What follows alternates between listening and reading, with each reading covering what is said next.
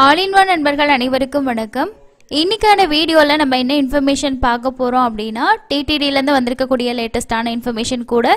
இன்னைக்கு தரிசனத்துக்கு எவ்வளோ நேரம் ஆகுது, நாங்கள் இந்த புரட்டாசி 3வது சனிக்கிழமை திருமலைக்கு தரிசனம் போகலான் இருக்கோம், என்கிட்ட டிக்கெட் இல்லை, எப்படி போகிறது, இந்த மாதிரி நீங்கள் ஏதாவது டவுட்ஸ் இருந்துச்சு அப்படின்னா கண்டிப்பாக இந்த வீடியோவில் வர இன்ஃபர்மேஷன் உங்களுக்கு ரொம்ப யூஸ்ஃபுல்லாக இருக்கும். திருமலையில் நடக்கக்கூடிய பிரம்மோற்சவம் இன்னியோட முடிஞ்சிருச்சுங்க. நாளையிலேருந்து ஒரு சில தரிசனங்கள் திரும்பவும் ஸ்டார்ட் பண்ணிடுவாங்க. அது என்னென்ன அப்படின்றத பற்றின எல்லா இன்ஃபர்மேஷனும் இந்த வீடியோவில் பார்க்கலாம். இந்த பிரம்மோற்சவத்துக்கு நீங்களும் திருமலைக்கு போனீங்களா, என்னைக்கு போனீங்க, என்ன வாகன சேவா பார்த்தீங்க, உங்களோட எக்ஸ்பீரியன்ஸை நீங்கள் பார்க்குற வீடியோக்கு கீழே கமெண்ட்ஸில் ஷேர் பண்ணுங்கள். வாங்க இன்னைக்கான இன்ஃபர்மேஷனை டீட்டெயிலாக பார்க்கலாம்.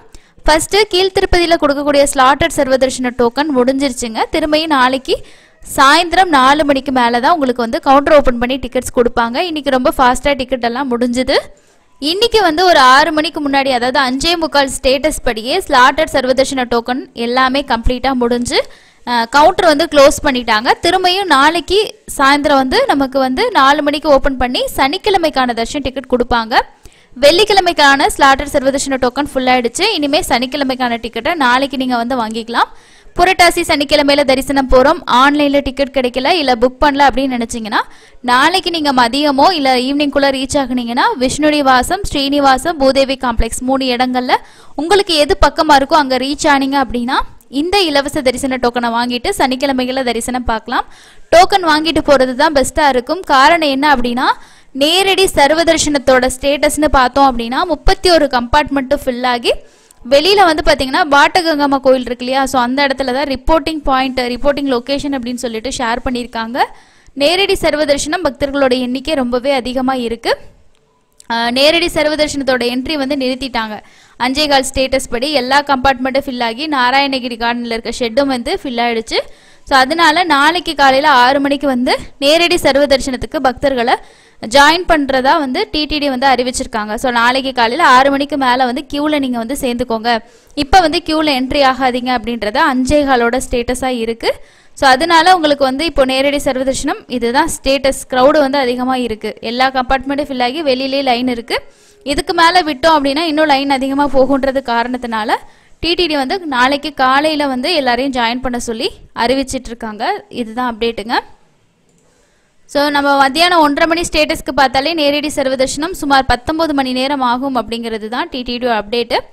9 நாள் பிரம்மோற்சவம் இன்னைக்கு வந்து முடிஞ்சிருச்சு. இன்றைக்கி சக்கராஸ்நானத்தோடு முடிஞ்சது. நிறைய பக்தர்கள் புஷ்கரணியில் நீராடினாங்க. ஸோ அதுவுமே வந்து நம்ம ஃபோட்டோஸ் எல்லாம் ஷேர் பண்ணியிருக்கோம். நீங்களும் இன்றைக்கி திருமலையில் இருந்திருந்தீங்க இல்லை பிரம்மோற்சவத்துக்கு போயிருந்தீங்கன்னா மறக்காமல் ஷேர் பண்ணுங்கள். நேரடி சர்வதர்ஷனத்தை பொறுத்த வரைக்கும் சுமார் 19 மணி நேரம் அப்படிங்கிறது 1:30 மணி ஸ்டேட்டஸ்க்கு சொல்லியிருக்காங்க. ஆக்சுவலாக பார்த்தோன்னா 24 மணி நேரம் பக்கமாக கூட ஆகலாம். ஏன்னா எல்லா கம்பார்ட்மெண்ட்டும் ஃபில் ஆகி வெளியிலையும் வந்து லைன் இருக்குது. காலையில் அப்டேட் படி சிலாத்தோரணம் வரைக்குமே க்யூ வந்து இருந்திருக்கு. எஸ்எஸ்டி டோக்கனில் சாமி பார்க்கறதுக்கு எவ்வளோ நேரம் ஆகும் அப்படின்னா ஒரு 4லேருந்து 6 மணி நேரம் ஆகலாம். 300 ரூபா தரிசனத்துக்கு 3லேருந்து 5 மணி நேரம் ஆகலாம். நேற்று 72,247 பேர் வந்து திருமலையில் தரிசனம் பார்த்துருக்காங்க. இது இன்னைக்கு வந்து சக்கராஸ்நானம் நடந்துச்சு இல்லையா, ஸோ அதோட ஸ்டேட்டஸ் தான். நேற்று நைட்லேருந்தே இந்த புஷ்கரணி குளத்துக்கு பக்கத்தில் இருக்க ஸ்டெப்ஸ்லாம் நிறைய பக்தர்கள் இன்னைக்கு சக்கராஸ்நானத்தில் நீராடுறதுக்காக வெயிட் பண்ணிக்கிட்டு இருக்காங்க அப்படின்றத நம்ம வந்து இன்றைக்கி காலையிலே வந்து அப்டேட் பண்ணியிருந்தோம். ஸோ அதோட அப்டேட்டே பார்த்தீங்கன்னா தெரியும். நள்ளிரவிலிருந்தே பக்தர்கள் வெயிட் பண்ணிக்கிட்டு இருக்காங்க அப்படின்னு சொல்லி அப்டேட்டு. பிரம்மோற்சவம் இன்னிதே முடிஞ்சிருச்சுங்க. அதுக்கு அடுத்த முக்கியமான அப்டேட் என்ன அப்படின்னா, திருமலையில் வந்து புதிய ஈஓ வந்து பதவியேற்றதுக்கு அப்புறமா இந்த பிரம்மோற்சவம் வந்து நடந்தது. அதே மாதிரி இப்போ இந்த டெய்லி ஈஓன்னு சொல்லிட்டு ஒவ்வொரு மாதமுமே நடத்துவாங்க. இப்போ ரீசெண்டாக வந்து அது நடந்துச்சு, ஆனால் வந்து கண்டினியூவாக ஒவ்வொரு மாதமுமே நடக்கலை. இது நடக்கிறனால என்ன யூஸ் அப்படின்னா, நம்மளுக்கு இருக்கக்கூடிய குறைகள் இந்த மாதிரி விஷயங்கள்லாம் இருக்குன்ற நம்மளோட ஃபீட்பேக்ஸை வந்து டைரெக்டாக ஈஓக்கிட்டே ஷேர் பண்ண முடியும். இந்த ப்ரோக்ராம் அக்டோபர் மாதத்துக்கு நாளைக்கு நடக்குதுன்னு சொல்லியிருக்காங்க. ஸோ இந்த மாதம் டெய்லி ஈஓ ப்ரோக்ராம் வந்து நாளைக்கு 3ஆம் தேதி காலையில் 9 மணிலேருந்து 10 மணி வரைக்கும் வந்து நடக்கும். இதில் நீங்கள் கால் பண்ணி உங்களோட எக்ஸ்பீரியன்ஸையோ இல்லை நீங்கள் ஃபேஸ் பண்ண விஷயங்களை ஷேர் பண்ணணும்னு நினச்சிங்கன்னா தமிழ்லே கூட சொல்லலாம்.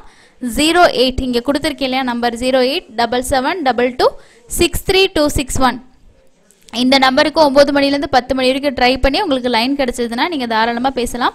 புதிய ஈஓ வந்ததுக்கப்புறமா நாளைக்கு தான் ஃபஸ்ட் டைம் உங்களுக்கு வந்து நடக்குது.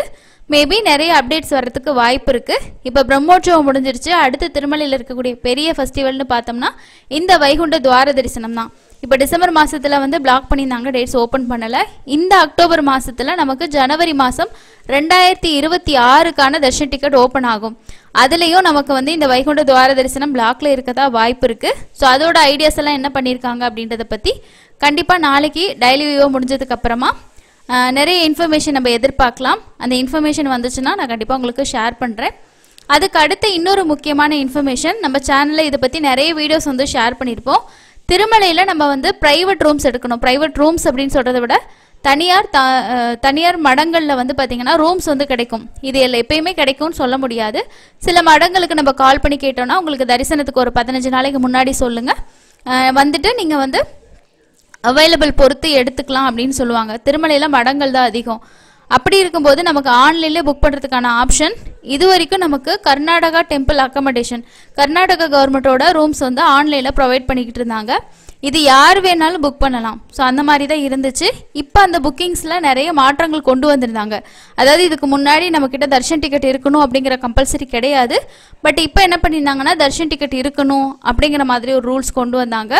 இதே மாதிரி இந்த வெப்சைட்டை வந்து நிறைய ஃபேக் வெப்சைட்ஸ் உருவாக்கி அதுலேயுமே ஒரு சிலர் வந்து வாட்ஸ்அப்லாம் அமௌண்ட் அனுப்பி நாங்கள் இந்த மாதிரி ஏமாந்துட்டோம் அப்படின்லாம் சொல்லியிருந்தாங்க. அதுங்களுமே சொல்லுவாங்க அஃபிஷியல் வெப்சைட்டில் மட்டும் பண்ணுங்கன்னு சொல்லிட்டு. இப்போ வந்து என்ன முக்கியமான சேஞ்சஸ் கொண்டு வந்திருக்காங்க அப்படின்னா, இனிமே வந்து கர்நாடகாவில் இருக்கக்கூடிய ரெசிடென்ட்ஸ் மட்டும்தான் வந்து இந்த ரூம்ஸ் வந்து புக் பண்ண முடியும் அப்படிங்கிறது தான் முக்கியமான ஒரு அப்டேட்டாக இருக்குது. ஸோ இதுக்கு முன்னாடி அந்த மாதிரி கிடையாது. நம்மளோட ஆதார் கார்டு அப்லோட் பண்ணிவிட்டு ரூம் வந்து ஆன்லைனில் அந்த ரெண்ட்டை மட்டும் பே பண்ணி புக் பண்ணிக்கலாம். காஷ் அண்ட் டெபாசிட்டு நம்ம ரூம் எடுக்கிற அன்னைக்கு அங்கேயே நம்ம கேஷாக கொடுத்துட்டு நம்ம வந்து வெக்கேட் பண்ணதுக்கப்புறமா நம்ம அந்த அமௌண்ட்டை வந்து வாங்கிக்கலாம். அந்த ப்ரொசீஜர் தான். பட் வந்து இப்போ என்ன சொல்லியிருக்காங்கன்னா, நீங்கள் வந்து ரூம் புக் பண்ணும்போது உங்களோட ஆதார் கார்டை வந்து நம்ம இந்த ஃபார்மேட்டில் அப்லோட் பண்ணணும், ஒரு MB சைஸ்க்குள்ளே. அதே மாதிரி ஆதார் கார்டு வந்து வெரிஃபை பண்ணுவாங்க, ப்ரூஃப் ஆஃப் ரெசிடென்ஸாக வந்து அந்த செக்இன் டைமில் வந்து வெரிஃபை பண்ணுவாங்க அப்படின்னு சொல்லியிருக்காங்க. ஸோ அதில் வந்து மேட் பை இண்டிவிஜுவல்ஸ் வந்து நாட் ரெசிடென்ஸ் ஆஃப் கர்நாடகாவா இல்லை அப்படின்னா உங்களோட ரூம் வந்து கேன்சல் ஆகும். உங்களுக்கு ரீஃபண்ட் வந்து ப்ராசஸ் பண்ண மாட்டோம், நோ ரீஃபண்ட் அப்படின்ற மாதிரி சொல்லியிருக்காங்க. ஸோ இது வந்து முக்கியமான விஷயம் என்ன அப்படின்னா, ஆன்லைனில் புக் பண்ணும்போது அவங்க வந்து வெரிஃபை பண்ண மாட்டாங்க. நம்ம ரூம் எடுக்கிறோம் இல்லையா, அப்போ வந்து நம்மளோட ஆதார் கார்டை வாங்கி அவங்க பார்க்கும்போது நம்ம வந்து கர்நாடகாவை சேர்ந்தவங்க இல்லை அப்படின்னாலோ, இல்லை நம்ம வந்து சில பேர்லாம் இங்கே தமிழ்நாட்டில் இருக்கவங்க பெங்களூர்லாம் ஒர்க் பண்ணுவாங்க, அவங்களோட ஐடி ப்ரூஃப்லாம் அங்கே வச்சுருப்பாங்க. ஸோ அவங்க கூட பண்ணலாம். ஆனால் வந்து ஆதார் கார்டில் அட்ரஸ் ப்ரூஃபாக அங்கே தான் இருக்கணும். ஓகேங்களா? ஸோ நீங்கள் வேறு எந்த ஸ்டேட்டில் இருந்தாலும் உங்களோட புக்கிங் கேன்சல் பண்ணிடுவாங்க, அந்த அமௌண்ட் வந்து ரீஃபண்ட் பண்ண மாட்டாங்க. ஸோ இதுதான் வந்து இந்த கர்நாடகா டெம்பிள் அக்கமடேஷனில் கொண்டு வந்திருக்க முக்கியமான அப்டேட்டு. இதிலே வந்து பாருங்கள், புக்கிங்லேயே வந்து கொடுத்துருக்காங்க ரெசிடென்ஸ் ஆஃப் கர்நாடகா, நான் ரெசிடென்ஸ் ஆஃப் கர்நாடகா அப்படின்ற 2 ஆப்ஷன் வந்து இருக்குது. ஓகேங்களா? ஸோ அதனால் நம்ம வந்து இனிமேல் இந்த ரூம் ஆன்லைனில் புக் பண்ண முடியாது. ஏன்னா இது வரைக்கும் நமக்கு கிடைக்கல, ரூம்ஸ் இல்லை அப்படின்னும் போது காஸ்ட் வைஸ் கூட பரவாயில்ல நம்ம ரூம் எடுத்துக்கலாம் அப்படின்னு சொல்லிட்டு இங்கே புக் பண்ணுவோம். பட் இப்போ வந்து அதோட ரூல்ஸ் வந்து பார்த்திங்கன்னா சேஞ்ச் பண்ணியிருக்காங்க. அந்த வெப்சைட்லேயே வந்து அவங்களோட காண்டாக்ட் நம்பர் இருக்கும், நம்ம ஜஸ்ட் அதை எடுத்து கூட கேட்டு பார்க்கலாம். இதுதான் ரூல். ஸோ அவங்களோட ரூல்ஸ்லேயே வந்து பார்த்திங்கன்னா தெளிவாக கொடுத்துட்டாங்க. அதனால் யாராவது புக் பண்ணிவிட்டு சப்போஸ் ரூம் எடுக்க போகும்போது உங்களோட அமௌண்ட்டை இது பண்ணாதீங்க. இப்போ தான் அப்டேட் பண்ணியிருக்காங்க. பட் இதுக்கு முன்னாடி புக் பண்ணவங்களுக்கு மேபி வந்து ரூம்ஸ் கொடுக்கலாம், அப்படி பண்ண வாய்ப்பு இல்லை. ஏன்னா இப்போ தான் சேஞ்சஸ் வந்து வந்திருக்கு அப்படின்றனால பிஃபோராக புக் பண்ணவங்களுக்கு அந்த ப்ராப்ளம் இருக்க வாய்ப்பு இல்லை. ஸோ எது இருந்தாலும் நோட் பண்ணிக்கோங்க. இந்த அப்டேட் ரொம்ப முக்கியமான இன்ஃபர்மேஷன். ஏன்னா நம்ம நிறைய பேத்துக்கு ஷேர் பண்ணி நீங்களுமே வந்து புக் பண்ணியிருந்திருப்பீங்க.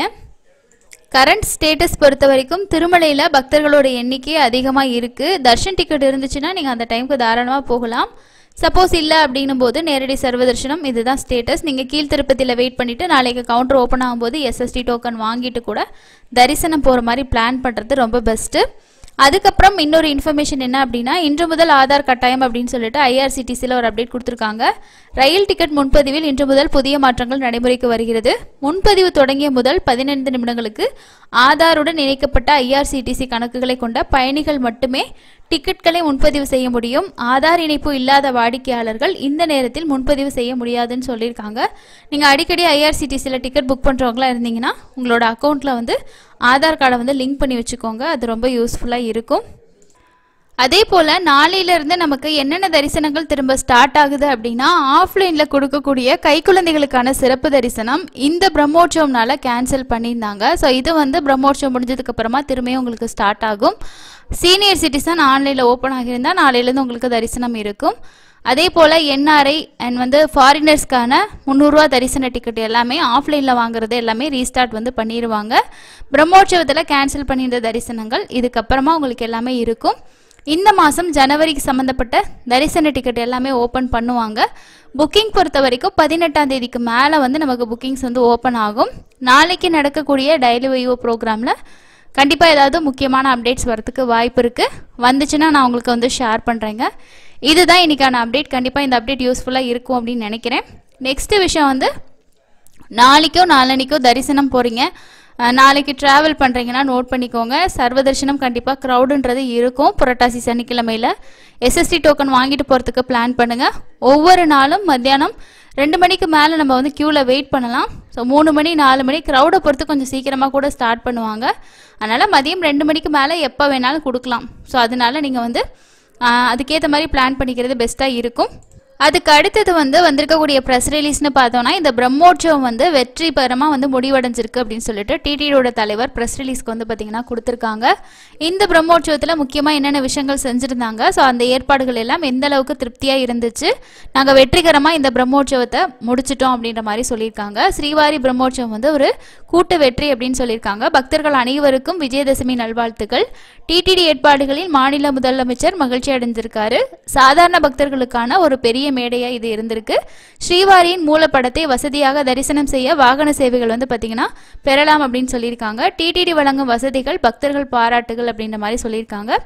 இந்த பிரஸ் ரிலீஸ் இன்னைக்கு தான் வெளியாகிருக்கு. ஸ்ரீவாரி பிரம்மோற்சவம் வெற்றிகரமாக ஏற்பாடு செய்யப்பட்டதாகவும் டிடிடியின் அனைத்து துறைகளும் ஒருங்கிணைந்த முறையில் சேவைகள் வழங்கியதாகவும் சாதாரண பக்தர்களுக்கு எந்த சிரமமும் ஏற்படாமல் இருந்ததாகவும் டிடிடியோட தலைவர் தெரிவிச்சிருக்காரு.